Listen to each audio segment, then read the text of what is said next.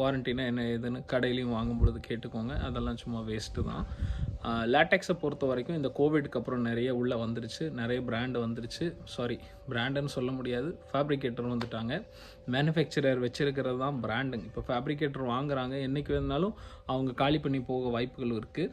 அது தொடர்ந்து சக்ஸஸாக பண்ணால் சந்தோஷம். வெப்சைட் இருக்கான்னு பாருங்கள். ப்ராப்பர் கேரண்டி கொடுக்குறாங்களான்னு பாருங்கள். ஒரிஜினல் நேச்சுரல் அப்படி இப்படின்னு சொல்கிறாங்கன்னா கேரண்டி கொடுத்தா சந்தோஷம் தாங்க. வாரண்டி கொடுக்குறாங்கன்னாலே கொஞ்சம் யோசிச்சுக்கோங்க. அவ்வளோதான். இந்த 30,000 ஒருத்தர் கொட்டேஷன் கொடுக்குறது, ஒருத்தர் அதே மேட்ரஸ் 1,00,000 ரூபாய்க்கு கொட்டேஷன் கொடுக்குறது, என்னங்க இவ்வளோ வித்தியாசம் வந்துட்டுருக்கு அப்படின்னு உங்களுக்கே கன்ஃபியூஷன்ஸ் வந்துட்டுருக்கு. என்ன சொல்ல வரேன்னா, மேனுஃபேக்சரருக்கு நிறைய செலவுகள் இருக்குது.